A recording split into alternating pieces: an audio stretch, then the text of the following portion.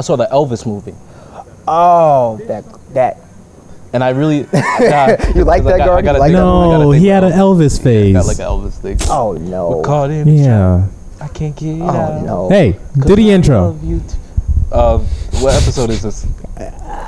9. That's not a confident 9. 9. You were number 8. He was 8, okay. Yeah. So we're on number 9. Hello, beautiful people. Welcome to episode 9. We're going to keep all of that stuff in, so I'm sorry I'm doing the intro. I was getting educated on movies. God damn it. I'm here with Isaiah. What's going on, bro? What's up, bro? What's going on, B? Isaiah's a writer, hence the movie conversation, and Yes, I don't watch movies, so. I'm a writer, filmmaker, poet, sometimes rapper, actor. I'll do it all. So all of it. Man of many hats. Yo, multifaceted. Y'all know the rest. So keep it pushing. I really want to pick your brain about this, bro. Okay. Because go ahead. I love writing, but I do it from like a musical side. Right. So it's like as I'm doing the lyrical writing, I'm doing the instrumentation. Yeah. And it's like a piece together. So okay. like a lot of the lyricism, the cadence and the melodies that I'm doing, I'm trying to get them to fit rhythmically to match the music. Mm-hmm. But you're doing film. Yeah. So the music is kind of like an afterthought, right? Nah, it depends on what it is. Like, sometimes, like, I'll be honest with you, like, a lot of times when I write to music. Like, a lot of time I'll write to, like, R&B. I love R&B music, and a lot of stuff I write are, like, romances and type of, like, coming of age. And I feel like, you know, like, a lot of R&B songs are seductive, but at the same time, it's more of, like, they're trying to tell the story of like professing their love for somebody. I feel like a lot of people will be like R&B's dead, but it's not. You're just not looking in the right pocket of R&B music. Like if you're looking for commercial, look here. Yes. Like a lot of times they'll look at like commercial, like commercial stuff like a SZA, but it's like no, you don't have to. You could look up Remy Wolf. You could look up like bugs are killing me. Like Remy Wolf, you could look up like, Frank Ocean, anything like that, you know what I'm saying? So underground I feel like works a lot better. Yeah. For writing. You could do commercial stuff, but like you want to get like really into it and get zoned in. Alternative is the way to go. So if you're sitting down and you're about to start a piece. Okay. Is it like I have a general concept in mind, or I have specific scenes that I want to see? Both. So like sometimes like for me, I know I'll get like characters, like ideas.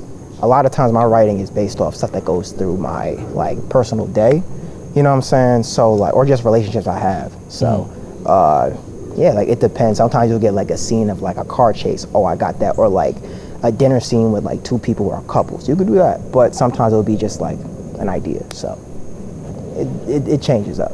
Yeah. How often are you writing? There's a saying that you should be writing every day. That's a damn lie, because I don't be writing every day. I'll do it like every 2 weeks or so. Like throughout the day, I'll write like certain ideas, but like to really implement that, I gotta be in the zone to really do that. It's like every 2 weeks. Yeah, so that's how it be. For Are ideas coming to you often, and you're just tabling when you're gonna write, or ideas coming often for real? Yeah. Yeah, son. That's how it be. Same. Like they're always flowing. I try to make music every day. That's hard, bro. That's harder. I feel, because you gotta like make beats and shit like that. So I don't know. Yeah, you at the beginning it was making beats every day, but then like you find other ways to scratch the itch. So like today I made music. Okay. But tomorrow I'm gonna have rehearsal for the band. Okay. So I won't have to make anything, because like we're gonna go play for 3 hours in Brooklyn. Oh. So like, like you still find a way to get it. Yeah. Some days, like I might just play piano for a few hours, and then some days it's like we're gonna make a song today. It's just you find ways to like still get it in. Got you. That makes sense. That's calm, bro. That's calm. I wish I could make movies though. Like even though I don't watch movies, like bro, I'll be honest with you. Anybody can make a movie. Like yeah. Okay, so I feel like there's a common misconception. People will be like, I want to do a movie. I want to make something, but I can't. Anyone can make a movie. You just got to have a story, a camera, and just the drive to do it. And like the best way I'll recommend, because I've heard so many people be like, oh, how you get started, how you do stuff. Like I remember when Gardy was just starting out with his camera, I remember I gave him like a suggestion of cameras to use, and they weren't like the most expensive. They were like $600 cameras. All you need to do is just get like a Sony camera, or like they call it a micro 4x3. Do not get a Canon. Be an adult. Buy a real camera. Do not buy Canons. Get a man's camera. Get a man's camera. Yeah. I don't know shit about cameras. Manning. No, don't do that. Get a Sony camera. Because you can use so many lenses. Our philosophy is you can have the cheapest camera body, but you have a good lens with it, you get a great image, because it's really the lens that's doing the work. The lens is the control. Essentially, yeah. Essentially it is. But the best way to do it, if you have a good story, shoot it in black and white. Don't, like, there's so many people who will shoot films and, you know, everything now is like color grading. You don't have to. Back in the day, you had a black and white camera and it looked like it was cheap, but like, there's a theory where you can see better performances if they're in black and white, because you're not focused on everything around them. You're focused on the person. So like how we're talking right now, if it's black and white, you can see the performance better because you're so focused on the dialogue rather than what's going on in the foreground, the background. And there's little stuff like, you know, knowing, you know, lighting, knowing, you know, how to block a scene, you know, where people are moving around within a space. But reality, anybody can make a movie, but I would recommend if you do, have a good story, have a camera, it could be your phone. We live in that time now, you could do that, and shoot in black and white. Because now you're focused on, okay, what the story will be, I don't gotta worry about color or anything else, and the audience will be more enamored by the characters rather than what's going on in the background, like that bird. Nobody gotta know about that, so, you know. From this point on, the rest of the videos could be in black and white. Yeah. After I snap my fingers, that's it. Now we're black and white. Okay, I love it. We probably look mad cinematic right now. We probably look dark as hell, but it's okay. I dig it. That's what I'm saying. The blacker the podcast. So, the blacker the podcast. Blacker the podcast. This is the blackest swadcast you've ever seen. Yes, sir. Yes, sir. Oh my God. I can't. See, like, the thing with the story, like, because a few times I've been like, I think I want to make a movie, right? Mm-hmm. And I have a bunch of scenes. Yeah. Because when I listen to music, like I kind of can like see what I think. Yeah, you visualize it. So I have a bunch of scenes, but like, it's not a story. Like none of these scenes have anything to do with each other. But just even then, they're just all random scenes. But even then, the best part that you know that you're a musician is you can get away with that, because a lot of short films that musicians do are just music videos compiled to one thing. Look at Beyonce's Lemonade, Solange's When I Get Home. You look at like even though I don't like her music, I find her trash, but Taylor Swift, like her and her you know, like her music videos, you know what I'm saying? Although there's not really a storyline going on, is a compilation of images, and when you look at that and you hear it, it's like, you know, you're putting the lyrics and you're seeing just visually going on, and you make a story for yourself. See what I'm saying? So I wouldn't say like, oh, I can't do this. Definitely do it. I think that's what cripples a lot of us our age, is that we say, you know, I can't do this. You can do it. You just don't, you know, you just don't have the confidence yet. So Isaiah, what's up? Do you think a majority of stuff you've learned now was learned outside of college, or no? That's a great question, That's a Gardy. beautiful question. I'll say it's a mix of both, because like I could tell you right now, when I was in college, I went to school in Maryland, first off, and I met so many people who I knew had the drive and the passion, because the reality is just having the passion.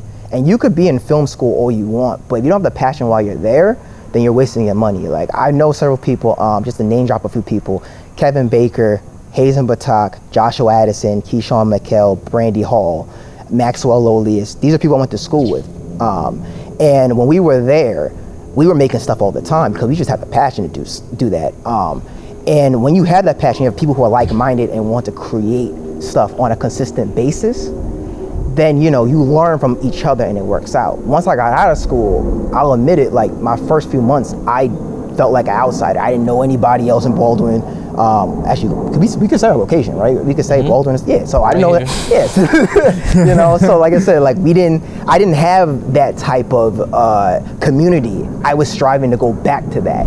But being on my own, it realized that, oh, you have to be okay with being alone and, you know, go out your way to network, because the more you network and you meet other people, the more you'll be able to, you know, I love that you're smiling right now, Gardy. I love that. And, you know, I have a follow-up question. Go ahead. But so yeah, like, did college at all feel like a scam to you or no? No. Okay. Because, like, the idea, okay, I feel like college is not for everybody, but I feel like, okay, if you were in high school and you felt like, oh, this is all bull, I'm not getting anything out of this, you're just in there for sports and you leave, college is not for you. Do not waste the money, because you don't have the drive for that. You didn't have that, you were, you know, in your teens. You're not going to have it when you're about to become an adult. But for someone who like has a drive and passion for whatever craft you want to do, college is definitely for you. It's worth it. And plus too, you meet people. Like, if you, like, you could break into anything, music, film, art. You could break into that on your own, but at the same time, it's going to be harder because you have to find the skills on your own and you have to try and meet people on your own, versus college, where it's like,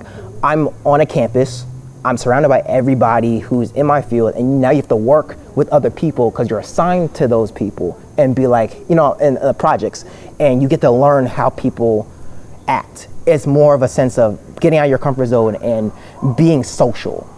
I think that's kind of what it is, because really outside of college, you got to be social, like, you know what I'm saying? So I think that's pretty much that's my view on college. Yeah, I got a funny relationship with college. Go ahead, let me hear it. You know, well, I didn't even really go to college. I went to community college for a semester. Nothing wrong with that. And I was like, this is not for me. Okay. But I don't necessarily think that everybody should not go to college. I think college wasn't built for what I'm trying to do. Yeah. Like, I want my doctor to go to college, and like I want like my accountant to have went to college. Like, yeah, that shit's important because I would like those people to be educated. Right. But I always knew I was gonna be a musician, so I was like, the biggest, I'm not gonna say it's a regret because I did what was best for me, but the biggest thing that I missed was the community. Yeah. Like, when I wanted to start doing the music thing, other than like me and Will, I didn't know any musicians. Right. So I felt like when I was trying to get into this, I was definitely behind.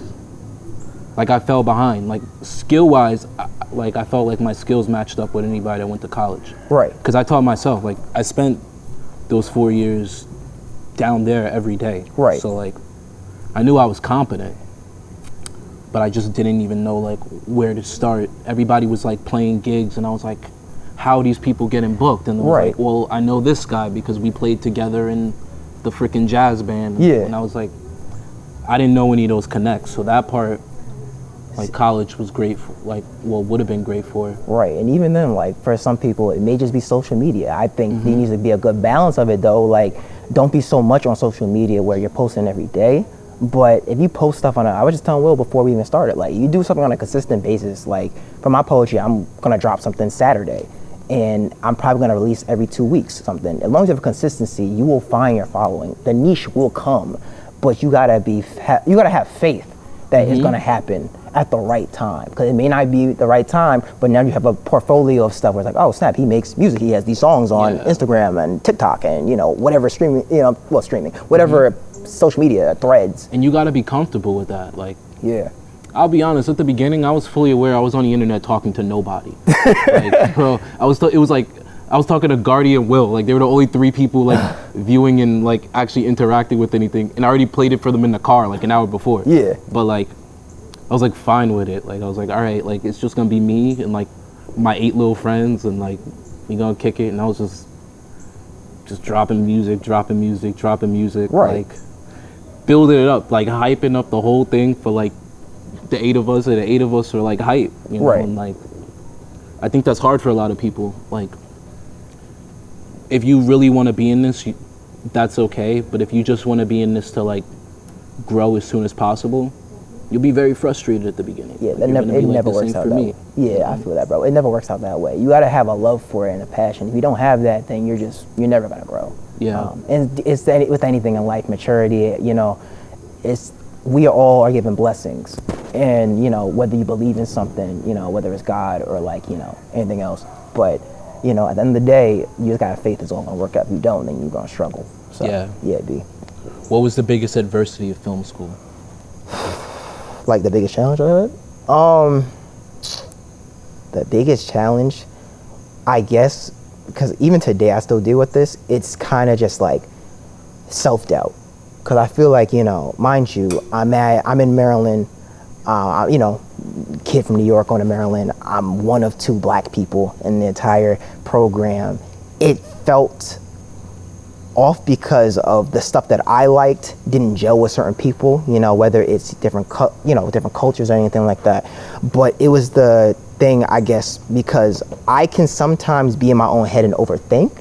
So since I'm kind of an overthinker, it's like, you know, I'll think of just like, oh, you know, doesn't like me, you know, he doesn't, you know, like my film, and I take it to heart. Mm-hmm. So for me, it was understanding that, you know, you got to make stuff for yourself first, and your audience will come. Because that was kind of just like, you know, you can't make stuff for the audience that you're going to try and do. Because at the end of the day, you're not doing it. You're doing a disservice to yourself. You have to make it for you. You know Rick Rubin? Yes, of course. My favorite Rick Rubin quote is, you influence the culture by ignoring the culture. Yes. And it's so true. Like, you have to do the things that you like. And I feel that because that was very much like my high school experience. I went to Kellenberg.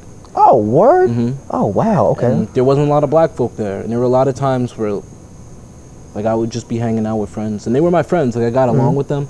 But I'll be sitting in a room and I was like, I don't, like, from a cultural aspect, I have no clue what you guys are saying. Yeah. And you guys have no idea what I'm saying. Like, it felt like we were speaking different languages. Bro, I feel the same exact way. Like, I used to play sports, but, you know, this is the first time I'm really saying this out loud. I hated the experience. Like, I genuinely hated it. Like, it was cool, but it felt like I was just upholding a legacy instead of being my own self. No, I have an older brother who did sports, and, you know, so for me, it just felt like I never really was myself. Like, you know, I joke around and be like, I had no personality, you know, and that was my biggest, like, crux in high school, was that I didn't have a personality. It was more like I was more of a yes man than it was like my own free ideas. So, you wanna know something funny, bro? Let me hear it.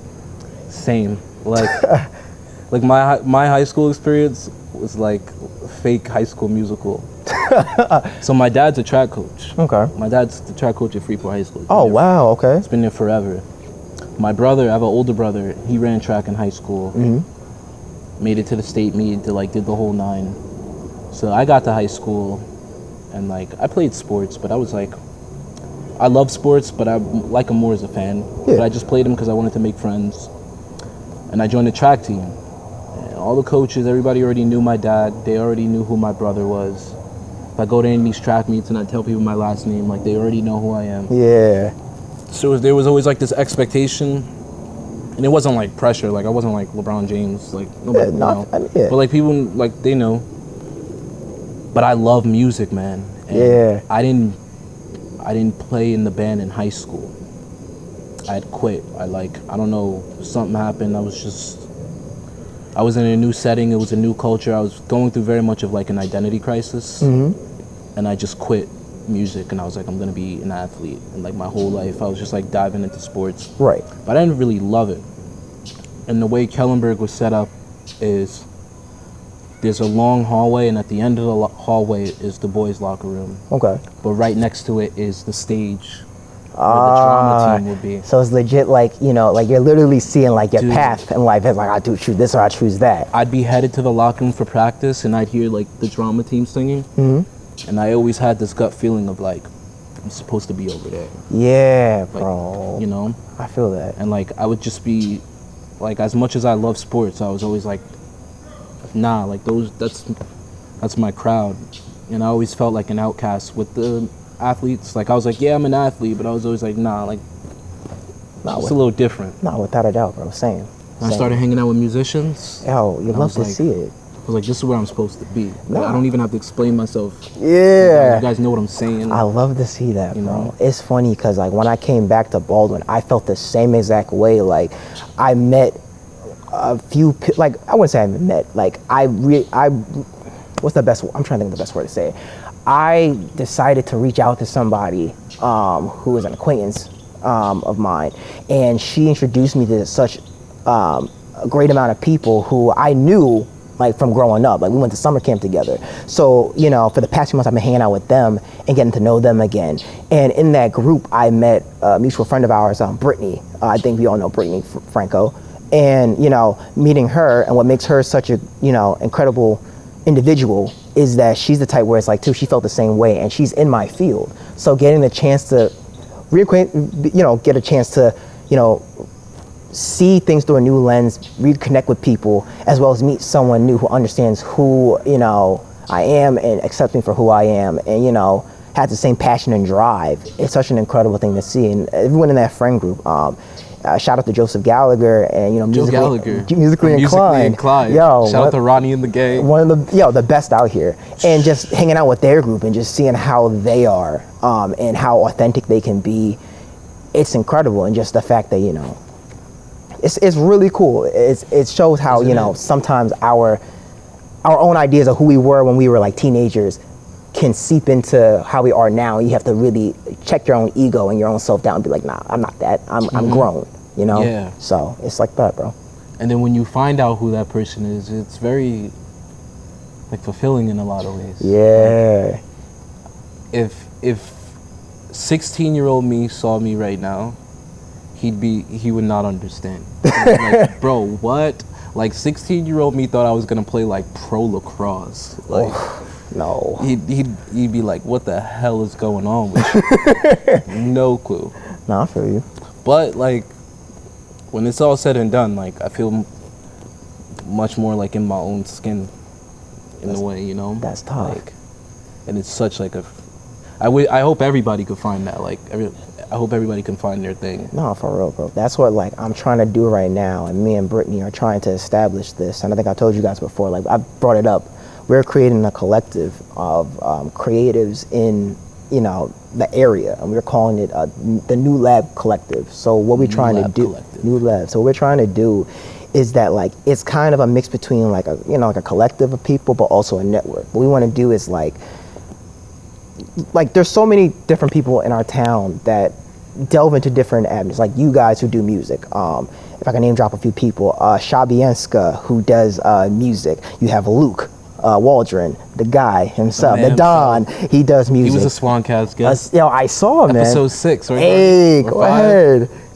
Luke, whatever episode you was on, it was a blast. I'm dead. But like even then, like we have people who do fashion, like this dude Pepe. We have people who do like photography, like this woman named Gaitan. People who do art, like Edwina Jean, Melissa Richard. I'm dropping names right now just to get them, so people could look at their socials, check them out, look them up. But yeah, they all delve in different aspects. But I feel like when we were all, in high school, we got social media, and that kind of impacted our growth as people to make connections. So for right now, I want to have a type of system where everybody in the area can connect with each other and hold accountability so we can all collaborate. So for example, if you needed someone for like a video and you're like, oh, I'm doing a music video, I need artwork, you can hit up, If you need, another musician, or, a poet, you got me, or, someone else like Shabi, or someone else could do background. Or if you need someone who record video, you have Gardy, you have, someone Gardy, else, Alex. Shout out Max, who shot our music video 2 weeks ago. Shout out Kejri Wingate. Shout out Devin. Oh, yeah. We're just gonna keep dropping. Just name dropping people. Shout out Jai. What's funny? I'm blanking now. I can't think of anybody else. Alex. I said Alex already. You said Alex. You said Alex twice. You said Alex twice. That's okay. There may be 2 Alexes. You never know. Barrett/Justin. You count as 1.5. Gardy. But yeah, man, like Gardy. But yeah, man, like that's Gardy, you were the best part of our day. That's the Gardy song. Take that to the studio, goes number 1. We gotta make it, man. Oh, but yeah, bro, that's like the goal right now. Like, if I could, like, we could probably like drop the info down. Yes. Yeah, if we can, but we can. But you know what I'm saying, like, when the time comes. But no, on some real stuff, like I want to be able to have people in the area come together and just work off each other, hold each other accountable, and just create endlessly. Because I think a problem with us is that we all are in a state of fear. We all want to make stuff, but we don't have the instinct or the confidence to go like, I'm gonna do it today. No, we have a network of people who say, all right, we're gonna talk this out. We're going to help you, make what you need. If you need us to, hit you up a certain day in the week, see if you got it done, then we do. But also publicity. So we're gonna have our own content as well as promote other people's stuff as well. So it's just an endless stream of just, you know, getting our names out there. So that's what like the goal right now. We're still in the early stages, but it's looking very good right now. That's what the Swans is for us. Like, you know, that's our gang. We're all about helping each other. On paper, by definition, we're like a record label, but really more of a collective. Yeah. But like, I'm with you, bro. Whatever you need, like, that's you call the Swans, bro. Like us, Gardy, Will, like that's what we're here to be a part of it. Will's got something to say. Oh, you got something to say, Will? What's up, bro? Go ahead, B. You already said it, man. Like the same thing. Yeah, go for it. So you can just go on the nude labs and everyone's just connected. Pretty much. Like we're still in the early stages of like, you know, maybe making a channel or just, you know, but the idea is that once you're a part of us, you're basically gang. Like you could legit hit any of us up. It's like, oh, you know, anything you need, anything that can help you out creatively, we are all together in this. It's a family, it's a community, and at the end of the day, we're all just gonna grow. And that's all we can have right now. If we don't have that, then, you know, it'll suck. I see the vision. Yeah, bro. I see it. Yeah, bro. Dude, we gotta take the new lab and the Swans. Yo, and do something. I'm for it. The Swan new lab. Swan lab. Nude swans. The new lab Swans. The Swan Lab. We'll figure it out. I think that's the Swan lab. We'll do the Swan lab. The last episode we were talking about the Swan office because I want to build like a big. I said it last episode. I'm gonna say it again. I want to make like this big like artistical warehouse. Ooh. And it's just a section for music and a section for design and clothes. Yeah. And then like a podcast area and like it's open. All the creatives can just come. Like it's a safe haven. You can come here. There's always gonna be something going on. Yo, if you want to write and you just don't want to write by yourself, come to the building and there's other people. Sometimes you can come in with stuff. Sometimes you're gonna come in and be like, I don't have none. What are you guys working on? How could I, like, what can I have you assist? Yeah. But we'll call it the Swan Lab. Yo, Swan Lab. Yes, sir. Come on now. Come on now. Man. Life is good. Yeah, life is great right now, bro. Life is great. That's great. So, you're not just doing movies, though. You're doing poetry, too. I do poetry. That's correct. Do you perform them? Do you do, like, open mics? I just did my first open mic like 2 weeks ago. What's today? What's today? Today is the 12th. The 12th. The 12th? So like I think 2 weeks ago? Yeah, I did all. It was 2 Fridays ago. It was, yeah. So it was the first. I did my first one. Oh, you went? He didn't go. I was about to. I missed it. Oh, sorry, I put you on the spot, bro. It's all good. No, but he let me see. This is why. Okay, this is why I love this group and I love Will, because he hit me up beforehand and was just like, I may come out, I may not, but go kill it. And I was just like, yo, that's what I'm freaking talking about. At least you can say, okay, I may not make it, but I want you to know I'm there in spirit. Because he's a freaking stand-up dude. Yo, that's what we need more of that. I didn't want you to think I was showing up and then you're like, oh shit, he's not here. Bro, I mean, the amount of people who did that though, I was like, that kind of sucks, but at the same time, I'm like, you know, they were still in solidarity, so I can't be mad at that. You know, it's good to have supporters. So it happens. Yeah, so, bro. How did it feel? It was your first one. It was a little, I'm not gonna lie, I was a little nervous because I had people who pulled up, like family and stuff too. And when I was there, I was like, oh my gosh, there's so many people. I'm like, oh, okay. But like, I've done acting classes in college, so being on stage is not a problem for me. So it was just like, just showing my truth and just being like, oh, you know what? I'm performing right now. This is a piece of me I'm letting out. And you know, I did 3 poems, one that was called Afterthought, one that was called Passenger, and then one that like I want to make a short film out of called Her Essence. And those to me are an extension of myself because it's about, you know, getting over someone, you know, like a bad breakup or something like that. The other one is understanding, you know, that we are all at the end of the day, you know, we have more to us than meet the eye, you know, somebody may be going through something.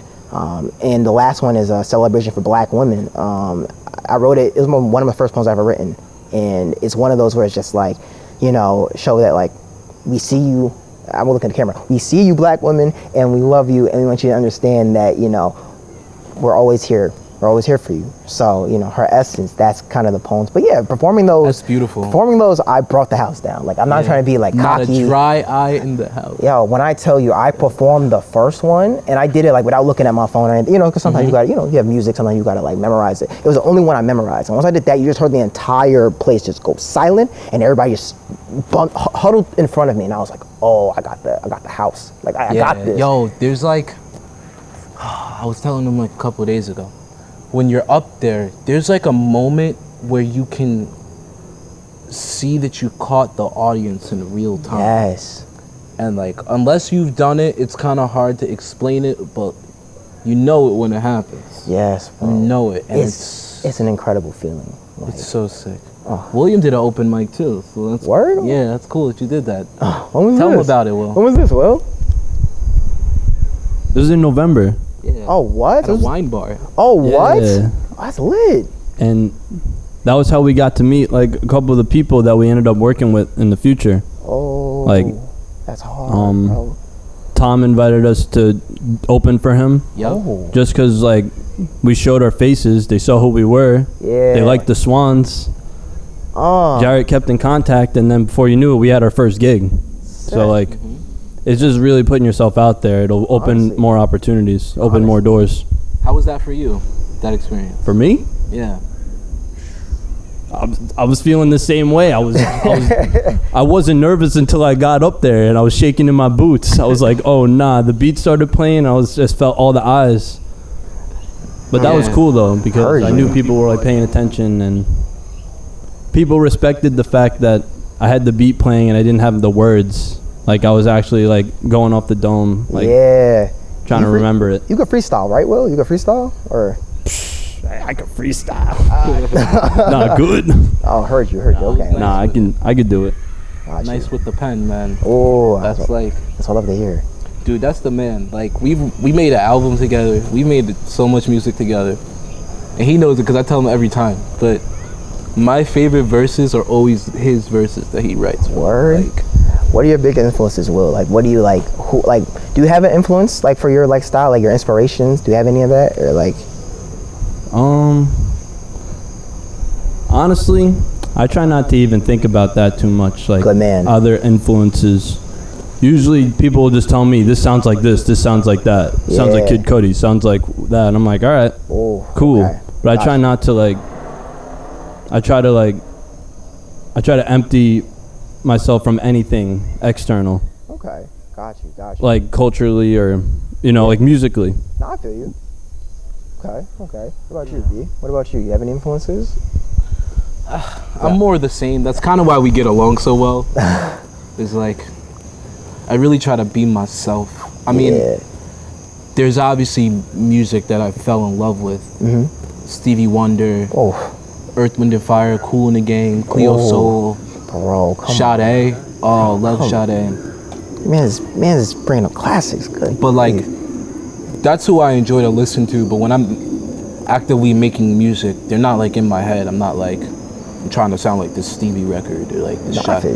I kind of be myself, but it does kind of bleed out. Like there's definitely some songs that people will hear and be like, this one sounds like the Sade record or like, so it definitely bleeds out, but not necessarily intentionally. It's more just that's where my heart is.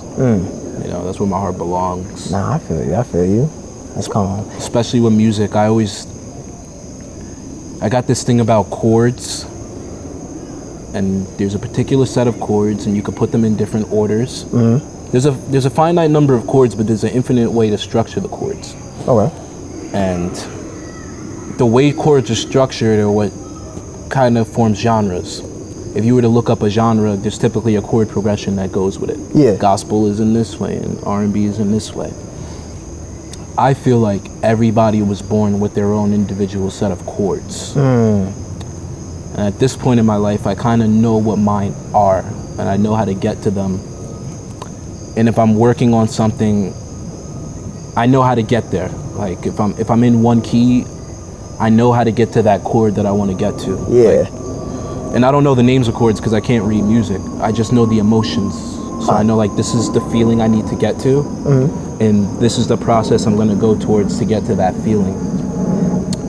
But why I love other musicians is because everybody has their own set of chords, and I love hearing other people's. Because I know my chords. I hear them all the time. They're boring to me, So when I play with other musicians and I hear their chords, my first thing is like, yo, where did you get that from? Right. And that's musical influence for me. Like my chords come from the Stevie records and the Sade records because they all were using those chords, and that's kind of been mine. So then if I'm like with Will, and Will likes reggae, this is a set of chords that I've never been exposed to. Right. So now I'm asking him like, yo, where did you find these things? Right. And then he starts playing me all the music from his childhood. Right. And it's like, okay, that's why the stuff you make sounds like this. Yeah. Like it adds up. And for me now, it's like I got a bag and I'm just trying to collect them all. I stole some chords from Will, like I stole some chords from Andre, and I'm just trying to like, I'm like a hoarder. I want to have all the chords. You know? Yeah, honestly, like there is a big thing where it's like, I know like Quentin Tarantino does it where it's like he quotes it as stealing from other influences. So it's like you're stealing like an artist. Like there's a book called that, and like what you're describing is exactly like what I've read off that book. It's just like you're just taking every influence you can, but you're putting your own spin on it because it's really just how you are. You know what I'm saying? So yeah. So I feel where you're coming from, honestly. Yeah, it's fun. Yeah, B. It's like that for film? Oh, without a doubt. Like for me, I don't really have a big influence. Oh, Will, about to ask a question? What's up, Will? Yo, go ahead, Will. Speak your Oh, you weren't? Oh, my, yo, I'm tripping. Okay, No, my fault. Yeah, but it's like that with like me with my writing.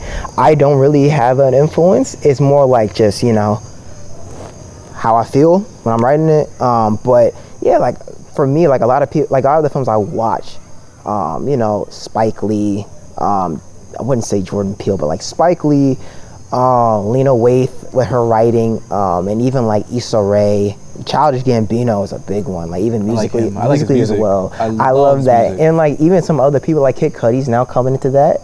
So it's like it's just the influences of those type of people and like what they like. It's kind of like watching their stuff, not trying to take what they're doing, like copying, but it's more like how they make you feel, and that's how it is. Like that's what I love to do. Like when I write romances, I want people to feel like they're in love, but also be respectful, because I feel like a lot of times either they're unrealistic or they just, you know, kind of crap on one of their, whether it's the dude and how they act, or women. A lot of times it's the women. I don't know what that's about. You want it to be very grounded. I wanted to be very grounded. I wanted to be realistic, and I wanted to feel like, you know, that like it makes you vulnerable. I think a lot of people aren't vulnerable nowadays. Like they're too rigid. Yeah, and I feel that. Yeah, so I don't know. I'm like a sap. Yeah, like honestly, a sap. I'm all the emotions are bleeding out all the time. Exactly, you know what I'm saying? Sap. Spike Lee. Yeah. I've only seen one Spike Lee film. Word. And it was Do the Right Thing. It was not Do the Right Thing. One Better Blues. It was not that. Oh no. It was the cinema that he wrote for the 2K storyline in 2K16, the My Career. That's the only Spike. You know what I'm talking about, right? With, frequency vibrations, and he's got the friend. What is I gotta put you on the Spike Lee. That's the only Spike Lee I've seen. I gotta put you on I gotta put you onto movies. That's what this is telling me. I'm gonna give you a list. I'm gonna leave you a list after this. You gotta sit down. That hurt my soul a little bit. I'm sorry. I know that's like. That hurt my soul. I know. I gotta like give him my black card for not seeing. I wouldn't go that far. You're making music. Your black card is intact. You just gotta punch some holes in it, so you know. The rhythm keeps me grounded. I feel you. I feel you. Yeah. Feelings and emotions are universal. Yeah. We all feel them. That's good. Pretty much. Where'd you get that quote from? It's just facts. Oh yeah. Everyone come off the dome. Everyone, even if you've been through worse stuff than others, like, or less, like, you still feel emotion at a. Yeah, so like, I feel that. To be able to, I don't know, make people feel things is crazy. You know what I mean? It's not even that. Like my thing is just I want my stuff so people could like. I don't even feel like I feel like okay. It's like sidetracked, but like I just want the people to feel like they feel represented, like it's authentic. But also too, I think I want people to feel vulnerable. I think that's the big thing, because like I feel like there's too many people who, and this is just because you know we're African American. Fear is such a big part of our culture that we don't really think about. But like I've seen it too many times where people will block blessings that are meant for them out of fear, because they don't want to take the risk. They rather go with something that's safe, and then they're hurt in the end because it's like, oh, why didn't it work out the way I wanted to? Being scared to succeed. You're scared to succeed. It's either you're scared to succeed, or you have like these two type of mindsets where either you're a victim and you don't want to accept the reality, or you feel like you're an orphan and that it didn't work out for you, so everybody's against you. Like I feel like that's how so many people are nowadays, especially our age, which is scary. Like I've seen people who will like do drugs and stuff because they have to be in reality because they're too afraid to feel anything. And that to me is, don't do that. Don't do that. Don't do that. You be vibing, bro. Don't do that. But no, it's like, it's too many people like that. And I'm just like, don't block something that is, whatever you believe in. Do not block what is meant for you because you're scared, because you're fearful of what could happen. Step out of what was and step into what is. That's like my thing. Like, you never know what could happen. You just got to take a risk. It's all a leap of faith. And if you can't do that for yourself, then you're just going to either end up acting like a victim or an orphan, and you're just going to hurt yourself in the end. So that's like my 2 piece on that, for real. Yeah, I got real deep. It's beautiful. Hey, man. Dropping gems. Dropping gems. I told you I was going to drop gems. I told y'all. I'm just digesting. You got it? Yo, that's how it be. That's how it be, bro. It's so true. And like it's my thing is like, it's that too. And plus, like, everything now is like nostalgia. We're in a culture right now where everything is like nostalgia. We're breaking away from it right now. I see it clear as day. Like, so it's kind of a beautiful thing, but like, you know, it's gotta work through it, you know what I'm saying? Yeah. So, yeah. It's so true, bro. I don't know, man. I've seen too many people like childish stuff, like superheroes and Taylor Swift, or, you know, like YA novels, or even like, you know, like toys and collectibles, when it's like we all are in our 20s. Like, we're about to hit, like, I don't know about you, I'm about to hit 25 in like a couple of months. And it's like, you get that epiphany of like, bro, I'm acting a little childish, you know? Like, I gotta grow up. You know what I'm saying? Like, mind you, I don't do that type of stuff, but it's just a point, there's a point in life you get that realization of just like, when am I going to be an adult and kind of catch up with everybody else? Or I'm gonna stay how I am and not grow? Because there's too many people our age that haven't grown yet. They're still in that phase of like, either I'm a victim or orphan, I'm just gonna stick to the things I know safely and just ride on nostalgia and stuff I love as a kid, when it's like, you gotta grow, bro. Like, you can't be 25 out here going to, you know, see, you know, superhero movies. Like, what are you? Like, no, get with the program, bro. Be an adult. So, just me. Yeah. It's definitely, I think it's the biggest challenge for an artist, is because it's an option, it's a choice. Yeah. And you don't have to do it. Right. But it's input, output. Yeah. And the biggest challenge, at least what I've seen being an artist, working with all my artist friends, is the choice to be vulnerable. Yeah. Because you can choose to hide. You can choose, especially in today's, there's this feeling of like, I'm just gonna let the art speak for itself, and I'm just gonna like hide and be in the closet and like put my art out. Yeah. And that's certainly an option, and you have every right to do it that way. But I think there is something in stepping out and going, this is my most free and authentic, vulnerable self, and this is who I'm gonna choose to be, take it or leave it. Yeah. And you don't even have to have the mindset of like, and if you don't want it, you can get the fuck out of here. Like, you can just be yourself, and the people who love it will love it.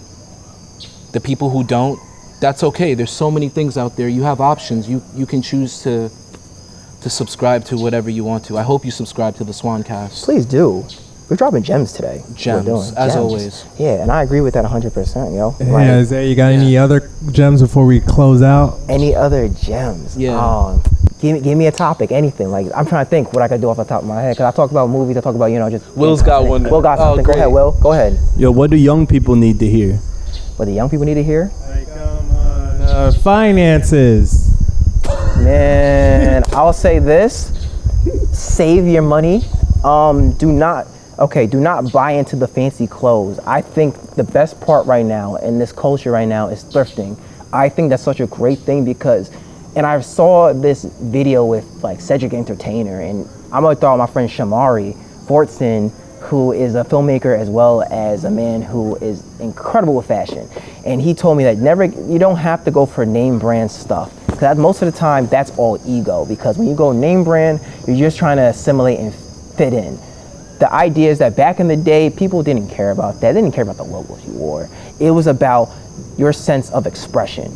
You could wear, you know, something that's made from like, what is it, terry cloth and something like that, you know, like washcloth material, and you can make it. I wish Jai was here, he would know. Oh, that man probably would know. Yeah, but yeah, it's like stuff like that. Like, you want to express yourself, and like I said, when you do that, you're standing out, and on top of that, your personality will come out too. So for all the young people listening to this, be yourself, learn to be vulnerable, and just, again, take the chance to take that leap. Don't stay in your comfort zone. Leave that. And that goes to stuff with college too. Try to go out of state. Don't stay in your own state or your hometown. Go out of state, get that experience, because the more exposure you get outside, the more you will be able to learn about yourself more. So when you come back, you know, you'll be able to be more well-rounded and you get a new perspective. I've been trying for months to find this quote from the Bible, but I could have swore there's a verse where they talk about someone who left home, I forgot for what reason, but left home, gained knowledge, and came back to help his community. Will knows. It sounds like that in the book The Alchemist, but Are you talking of Jesus Christ? It might be. It might be. Yeah, it might be. He left for a period of time. He's pretty cool. Ooh, yeah. So He went out of town for a little bit. Yeah, right. Supposed to be coming back. People been asking about him for a while. Ooh, word. You know, I be standing people up too, so I understand. Yeah. We gotta wrap this up. If I could say anything to the young people about expression, express yourself always, always express yourself. The only consequence is you feel restricted if you don't. And restriction always leads to regret. And you can't control people's reactions. You can only control your own. Yes. Tell everybody where they could find you, what you're up to. We're gonna, Gardy, don't forget, we're gonna put right here. Thing. I got you. So I gotta move over here? What? Wait, what are we doing? Oh, over here? Right here. Right here? Okay, I'm gonna be your Instagram. Okay, my Instagram, basically Isaiah the Artist, ISAIAH the Artist. My TikTok. You're gonna be the TikTok. I'm gonna be the TikTok. Yeah. Okay, Zay.Avery, so ZAY.AVERY. Do you have any other channels? Will can be the other channel. Will can be the other channel. Come through. Like I said, we're gonna start with Nude Lab Collective for anybody in the area, who wants to join. But yeah, that's kind of where you could catch me at. I'll be dropping poetry this Saturday, so definitely, by the time this release, it'll probably be past it. But you know what? Doesn't matter. It's gonna be on my page, so check it out. It's always gonna be up there. That's what I'm saying. So yeah, bro, the Swans, bro. My brother. Yo. Thank you for being a part. Yo, I'm telling you. I'm glad you slid through. I'm telling you right now, y'all gotta have me in, of course, you're gonna have me on like a track or something, bro. Yes. My poetry is like rap music. Yeah. Yo, let me know. Let me know. That's what I'm saying. Let me know, bro. We on this. Isaiah, episode 9 completed. 9. Let's go. We're gonna do like a season, then we're gonna wrap it up and take a break. Cause I get tired. I don't know how many episodes we're gonna do, but I'm gonna talk to Gardy. We got something for a season finale coming up soon. We're gonna talk about this afterwards. Hey. What the fuck are you talking about? Dude, I came up with it in the shower before I came out here, so like I gotta run it by you. I got a lot of. Okay, I got you. I'm gonna figure it out. I always figure it out. That matters. Thank you for watching. Goodbye. And you'll be back. We'll be back. I will return. You will return. Yes, sir. Nude Swans.